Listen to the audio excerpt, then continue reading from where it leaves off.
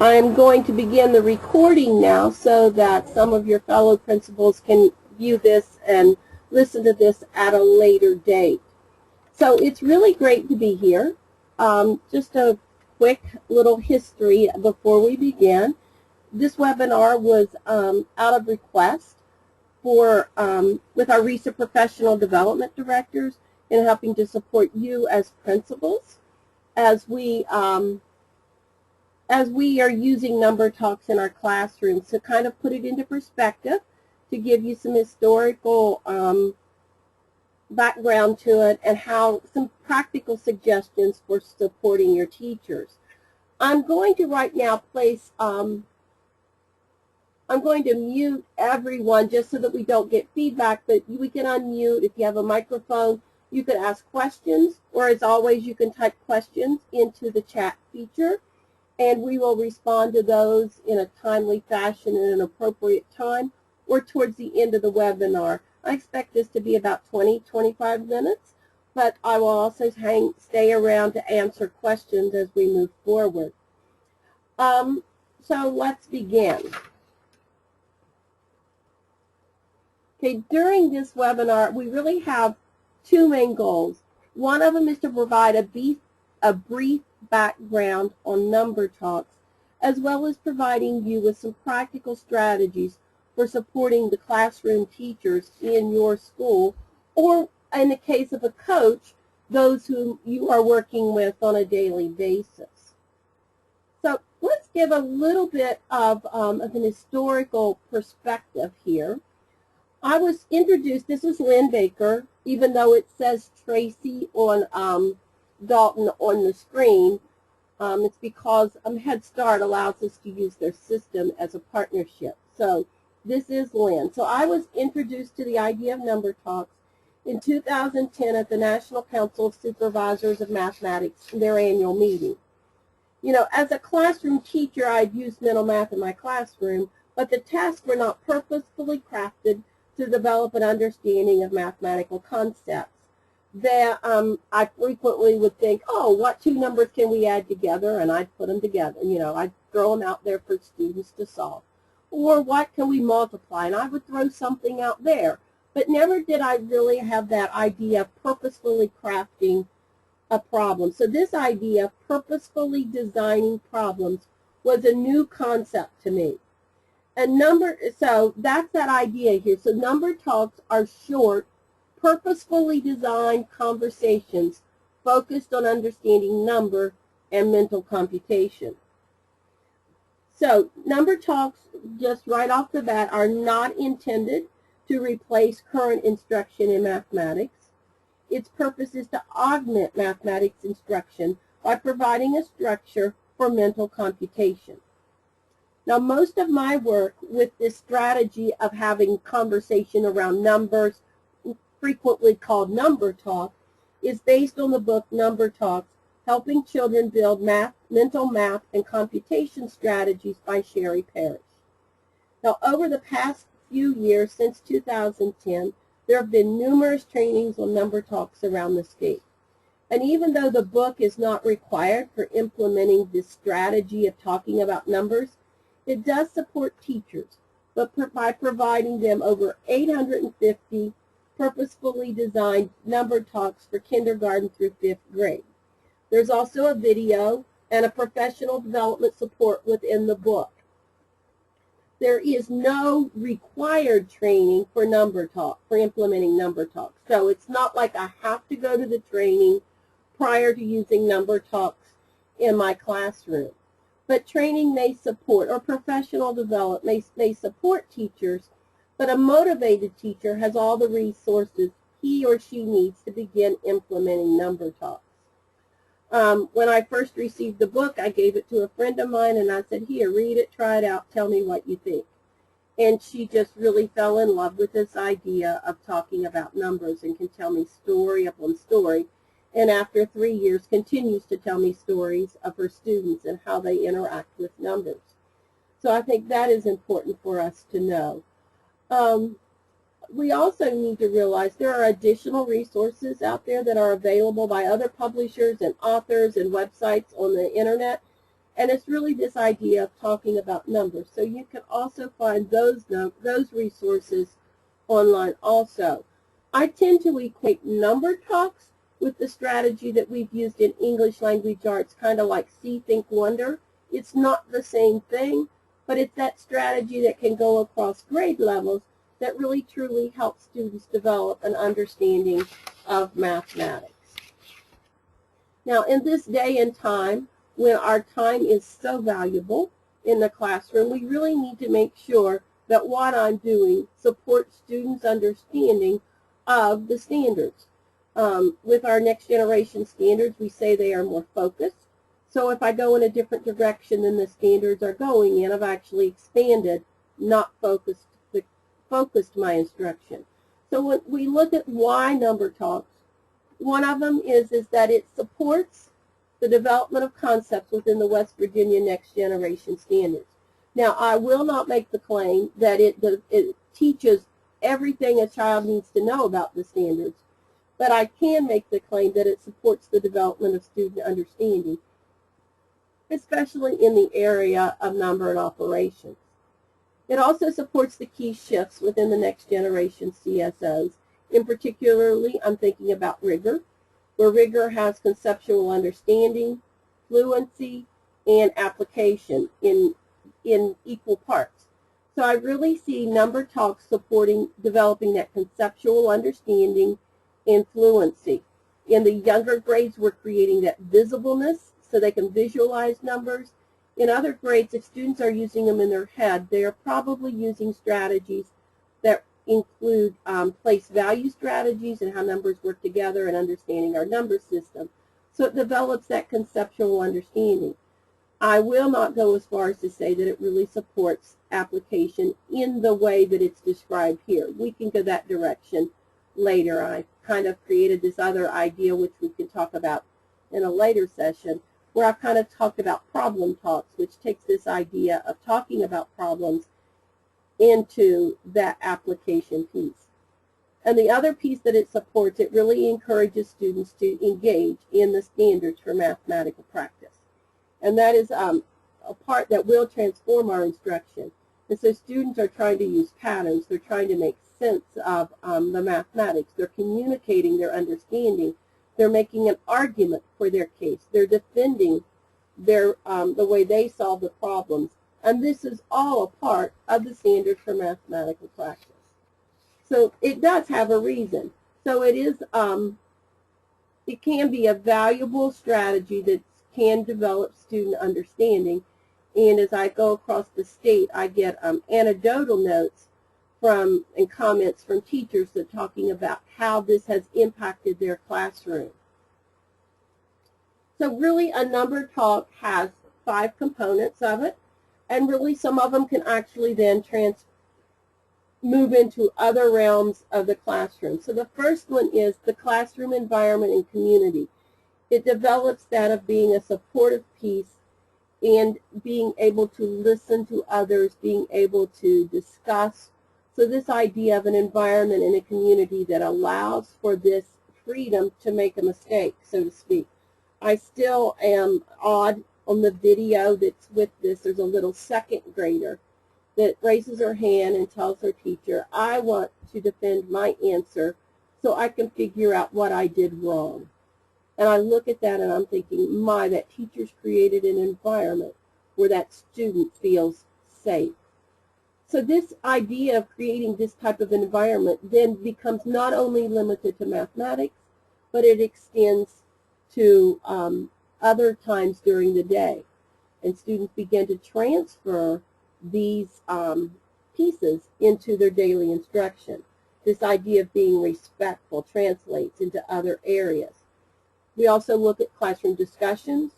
This has become important because teachers have actually told me their students began discussing and began commenting and talking about the way they think about things during other subjects in other areas of mathematics and also in other parts of the day.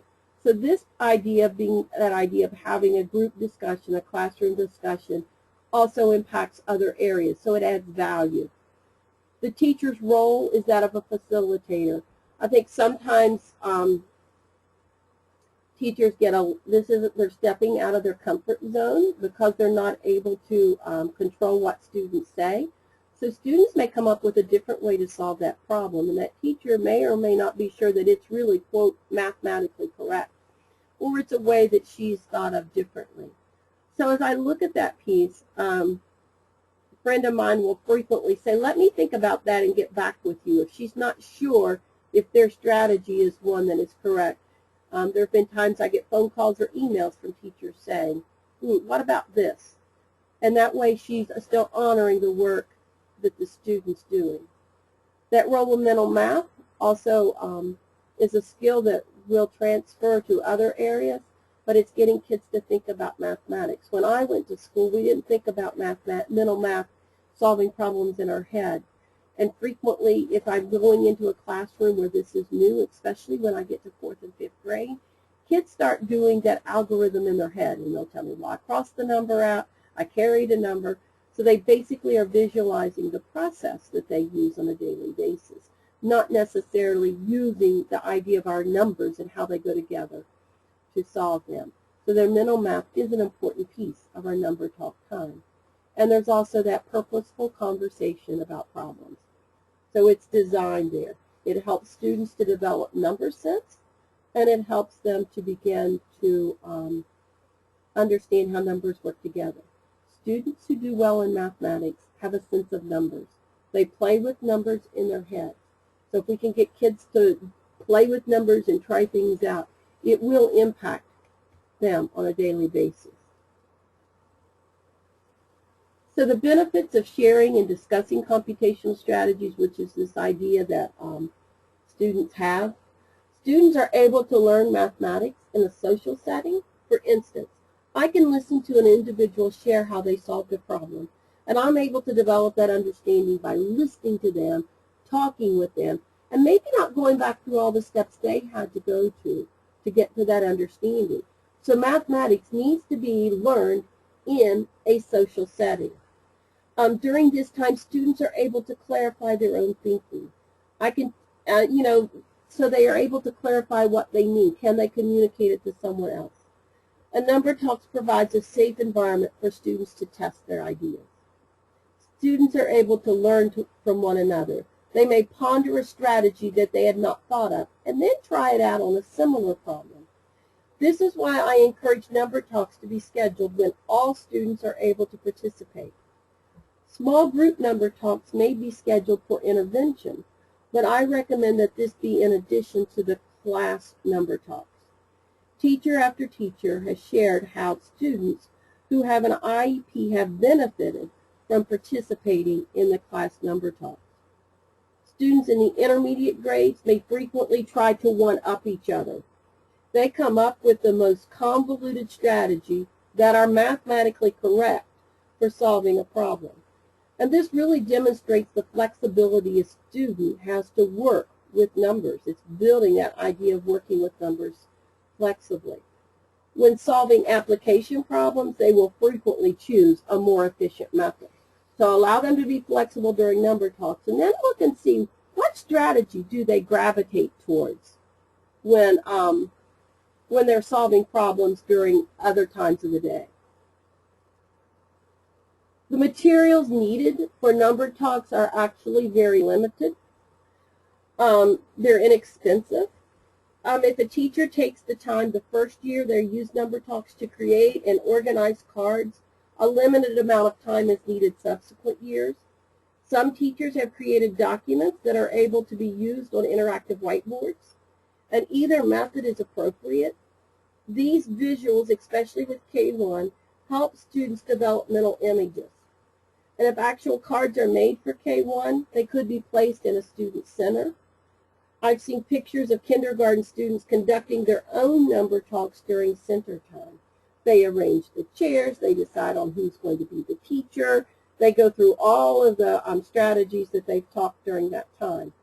And they continue to build that flexibility with number talks. There are numerous, there are numerous 5 and 10 frames available on the internet, some with really cute decorations excuse me, in my opinion, and this is Lynn Baker's opinion, the plain frames provide the students with a clearer image. Their focus is on the arrangement of the counters and not whether or not they're counting bunnies or the leprechauns or the carrots. Because then when those tin frames are removed, you have the visual representation in their heads. I remember a first grade teacher telling me they were doing function machines with their math program. They were adding 2 or adding 1, I forget, 2 or 3 to a number.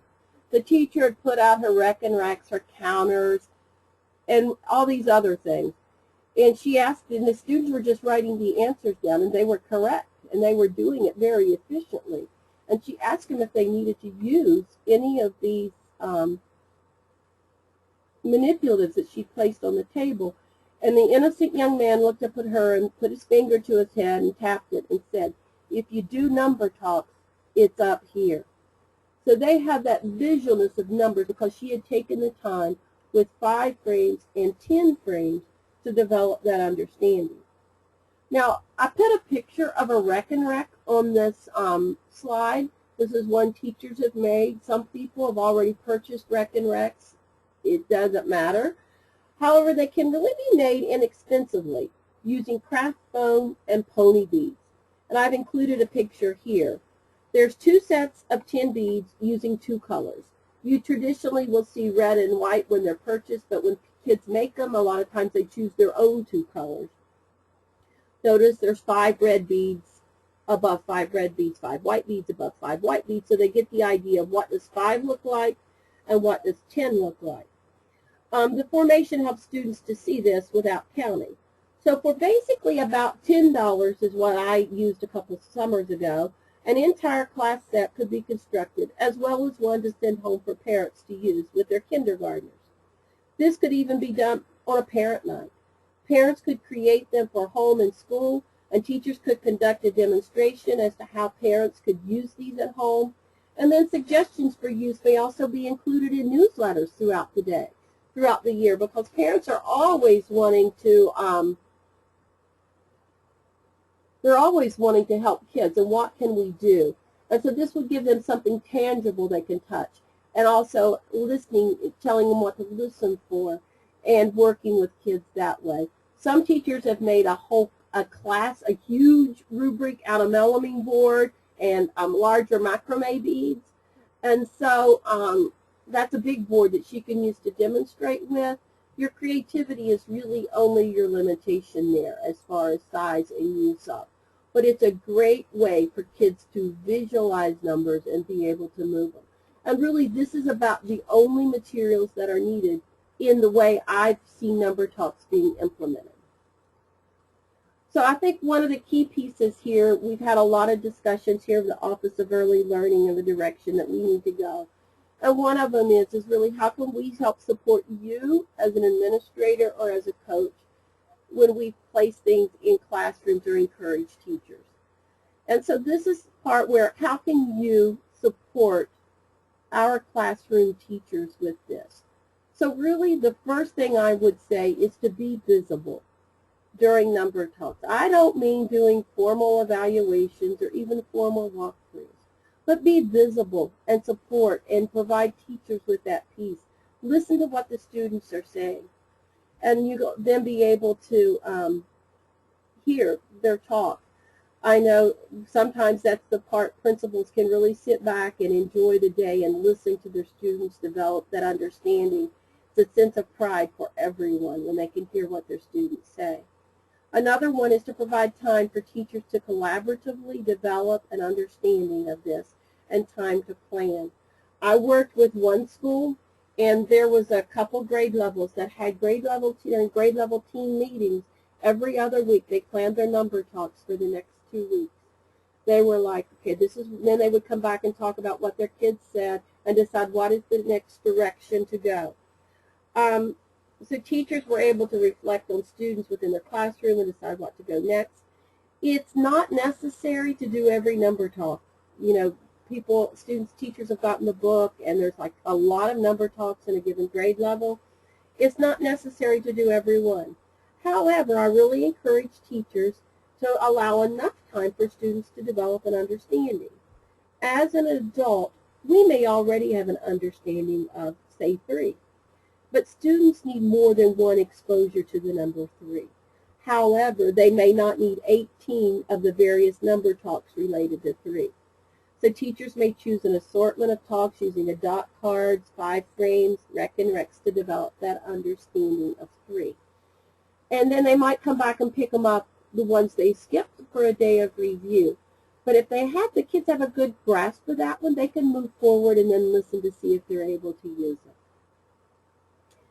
Encourage teachers to establish, if you're really wanting to use number talks in a way that will impact maybe school growth, encourage teachers to establish a routine. I think one of the pieces here is Joyce Evans told me, she said, Lynn, the power of this is in the routine. So identify the days of the week for number talks. Identify what time of day, and then establish and practice procedures. If you're going to be a purist, they would probably say that you need it 5 days a week. But as a realist, I think if we had number talks 3 days a week, Monday, Wednesday, Friday, we would have it enough in order to impact achievement. I think less than 3 is not enough, but I also understand because of the constraints of a given day, it may be more difficult on some days. Identify the time of day. It may be within the math class time, or it could be in addition to it, before the day begins, before lunch, returning from lunch, before phys ed. Whatever that time of day is, make it special. Some people have them gather around on the carpet. I know that's difficult in some classrooms because there's not enough space, but it might be that we clean everything off of our desk so that there's nothing there. So what is the routine? Establish it and practice it. As administrators, this is one place where you can help as number 4, and that is help teachers place number talks in perspective. They are intended to be 5 and 10 minutes of discussion, not the entire math class period. Sometimes you get involved and it gets stretched and you just get in the moment and you're just so excited about what you're hearing. So I would suggest if you see that it's going much longer than, let's give them 5 minutes leeway, 15 minutes on a regular basis, it might be time for you to come alongside and remind them that we don't want to give too much of a good thing. It's like a little bit of salt spread out over a whole place is not too bad, but if I put the whole salt shaker in my dish, it doesn't taste too well. So number talks needs to be short amount of time spread out. Kindergarten, it might just be 5 minutes. 4th and 5th, it might be 10 to 12. But if it gets much longer than that, you can help by putting them back into perspective of keeping it short. So it becomes something that kids look forward to, not necessarily a drudgery. I do know that one school implemented number talks as an entire school. That was what their goal was for 1 year. And their principal asked to see number talks in their lesson plans 3 times a week. She didn't tell them how to indicate it. She just needed to see where it was. And then she also made it a point, and I suggested of them, once they got better at it, not the very first day, after they got a couple weeks under their belt, to invite her in for a time of just an informal time of letting her see what a number talk looks like. Once again, making yourself visible for teachers. So, what are your next steps? One of them would be to encourage teachers just to invite you in the classroom once they've established it. Not for anything formal, but so that you can see the progress that the students are making. Listen and provide descriptive feedback. What are the students saying? And how is the teacher interacting with the students? Because sometimes she may get so involved in this process, she may not really catch the meaning of the mathematics of what they're saying. So to have an extra set of eyes and ears would be helpful for her. Did you realize that the student who's been having difficulty really put out her thinking there and it was correct? Just really that piece there of being able to have an extra set of eyes and ears. Then also to enjoy and celebrate the mathematical conversations. That's the part there. Well, I don't mean celebrate with big parties, but just celebrate by acknowledging that those mathematical conversations are making a difference. Some principals use this time to refocus themselves when events in the school become demanding, because you can sit back and see the growth that's taking place. And the other piece as an administrator that you can use to help support is to help sustain number talks. Number talks never finish. One teacher once stated the power was in the routine. So if you see classrooms where the routine of number talks becomes hit or miss, you may want to have a gently remind teachers of really that importance of the routine. You know, guys, I, as a classroom teacher, I'm going to be real honest with you right now, especially in elementary school. When I was in those classrooms, I wasted more than 5 or 10 minutes a day as we were waiting for a transition. So I could find 5 or 10 minutes and carve it out and make it really important here. It may be that the time allotted for number talks begins to exceed the recommended times, and that's the time where other instruction they might feel is slighted. So that's the time where you can help place that back into perspective. You know, enjoy this. Have fun with it. I think it's a time when we can become challenged, but at the same time, I think it's just a time to celebrate it. Some schools over the past have been so excited to tell me when they've got their West Test scores back, because they really contributed their success to the fidelity they've had with implementing these number talks. And guys, one of the things I can also have you to do to encourage your teachers is that I might have a 5th grade class, but in order for everyone to be successful, I had a group of 5th grade teachers that went all the way back to 2nd grade in order to build the visualness of numbers and to also begin to get the kids the idea of talking so they could be successful and the teacher was successful, because I'm a strong believer that success breeds success. So I want to be successful first. Now, I know there's several of you here online. I'm going to try this, and if I get too much feedback, I will we'll mute and we'll go to raising hands. But I'm going to unmute individuals that are participating right now. And so basically, if you have questions, you can either type them into the chat box, or if you have a question, you may go ahead and we'll try using the microphones. So I've unmuted everybody, and we'll see how that works. So if you have a question that might be particular to you, you may either type it into the chat box or feel free to share it now.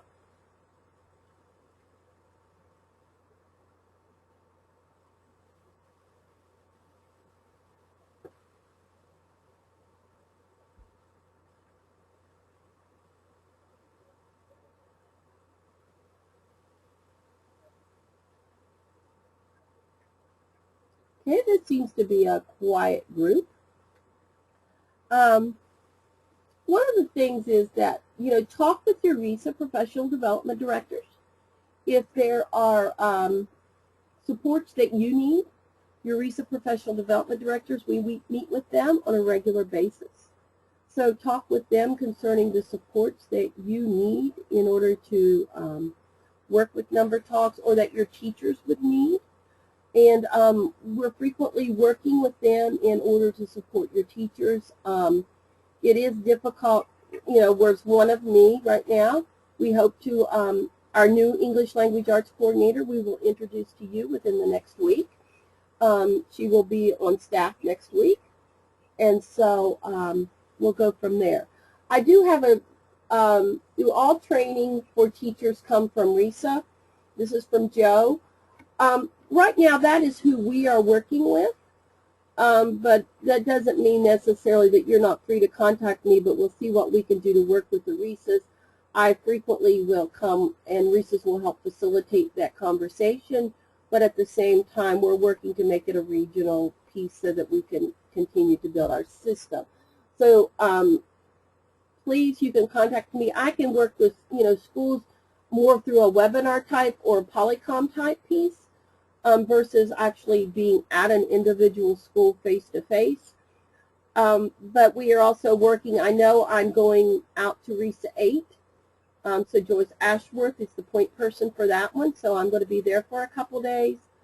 So that would be a place for you to, that would be one place for contact. But if you're not RESA 8, please feel free to contact them. And now Joe wants my phone number. So some of you guys might want it also. It's 304-558-9994. And what I'll do is I'll type it in the chat box here. This is sort of an example of number talk. Yesterday I was observing a teacher, and she was working with kindergarten students, and they were using a smartboard and looking at the sequence of numbers. And she had 0 to, I think it was 12, and there was a number missing. And there were 3 choices from the smartboard that one of the students had to pass and bring down. And the student had the correct answer. So the teacher asked the student, how did they know that was the answer? Well, the little boy said, because he's smart and awesome. And she said, well, that's wonderful, but how did you figure that out? And through drawing him out through questions, he was able to say that he started at the 0 and worked his way up, and that number was missing. Okay, and so that was really an example of her taking the strategies with a number talk into a different setting. They really work with, the way it's defined here is to find number, being what does that number 3 look like. So she took those same strategies that would have been used into a different setting. So basically what I learned from that short conversation as a teacher, he had to go all the way back to 0 or whatever number it was and started going 1, 2, 3 and count up to it, versus saying I looked at the number before it being a 2 and then what number comes after 2? I know that 2 comes after 3. So you're also able to get that idea of what does that child know. But she did a great job of pulling that out. I think that's awesome. Thank you. I hear one here says, this is Lee, and he says, our teachers have started implementing number talks but feel they are not implementing correctly. What do you recommend someone to come in to observe and to fill gaps or providing additional training? Or who do you recommend, maybe? There are coaches that are around, that many of them have had training. So that would be my first step. If you have a coach, there I could probably also be able to point you to some individuals there. Are there PowerPoints and materials available for teacher training at school locations? That's from Michelle. So I'm going to ask, maybe I can get a group response for that. Would this be helpful to you if these were created? Yes. And I'm getting a yes here and a yes there. So I think this is something, I'm getting lots of yeses now. So let me kind of take this into that direction then. What does it need to look like? Okay, YouTube Clips has some there too. That's true. There's lots on YouTube. But if I were going to create something to help you at your school, what do you think it would need to look like?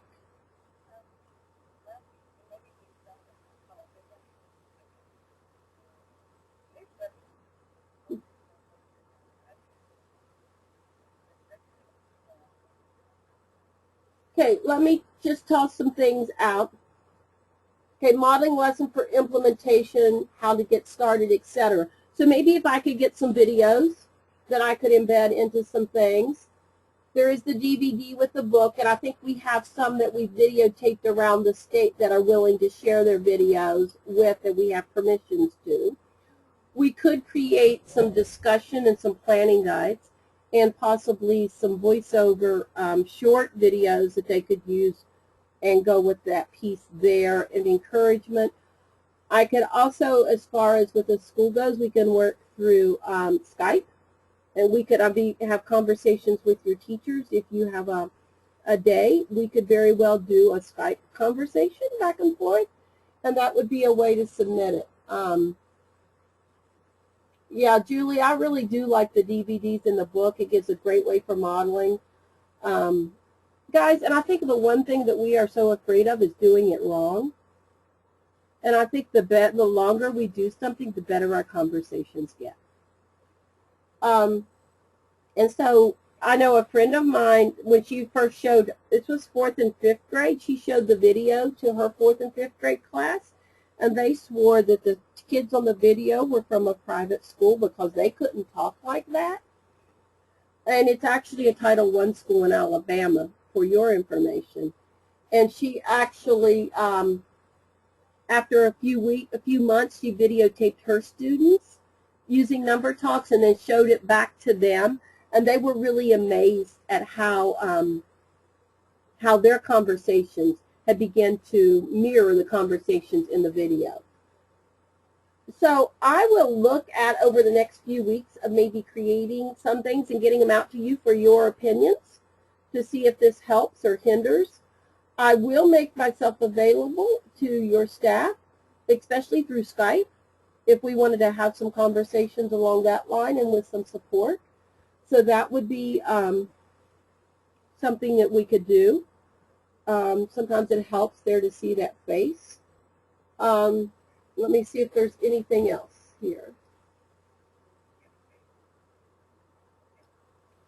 I'm thinking I would probably make some that would be appropriate for K2 and some that might be appropriate for 3-5, along those lines. So we'll work on that for you. Is there any other suggestions that you have that would help support you in your schools? Okay, how do we get the DVD? The DVD is in the book Number Talks by Sherry Parrish. A few years ago, it's a math solutions book. A few years ago, Scholastic purchased Number Talks, acquired the whole company. They still keep their name, but they've acquired it, Scholastic. Number Talks is their #1 selling book. So I think we look and think about it. Find the materials that you create. Will you email them to us? Yes, I will do that for you guys, because then you can give me feedback before I place them online, and we'll eventually place them online. But I will email them to each of you and then get your feedback, and you're welcome to use them at that point. How does that sound? Does that help? Okay, I have your email addresses, if they were correct, so I will try to work on those, and I'll email them to you and then get your feedback, and we can work back and forth that direction. You know, I really think this is one of those powerful pieces that can make a difference in a student's educational experience. And, you know, if I had funds or whatever, I guess my theory would be is that it would make a difference in the achievement, and we would look to see what that would be. But you can do your own action type research, those pieces there. But, you know, it just really, the way the whole conversation comes about changes everything that you do. So are there any other questions before we end today? I'm out of the office tomorrow. So next week I will put this on my agenda and see what I can come up with for your help. I will highlight the pieces to it and maybe a getting started, how to get started, how to support, and see if I can't get a couple videos I can embed. So you guys have a great day. Feel free to email me here. And also, you know, watch for our new, if you're not part of our listserv, send me an email, and I'll make sure that you are added to the elementary listserv that we share, and we'll continue to update there. Let me just kind of throw this out to you before we get started. Let me type my email here. Is that, if there are other topics, I just placed my email in the chat, but if there are other topics that you as principals would like to have some information about, or some others are thinkings on, if you want to email me those topics, we can schedule these, you know, at a time that's appropriate, and then record them for those who are not able to participate. So we can do that also throughout this year. So if you think of other ideas and topics, not just with math, for right now it's English, language arts, science, and social studies. I'll get the right people involved, and we will continue our work. And it could even be for a specific grade if you have questions, that you think you would need information with. So we will finish this recording, and I will post it. And I look forward to hearing from you and seeing how that we can continue to support your teachers, because I think that will make a difference. So let me see what I can come up with as far as professional development might go that can become embedded within your school. I'll try to keep them to like 15 or 20-minute sessions that we might talk about so that you can work through them in a short amount of time, maybe several short periods, and we'll go from there. So this has been great. Any other comments before we sign off? Okay, guys, we will end this, and I look forward to hearing from you. So thank you.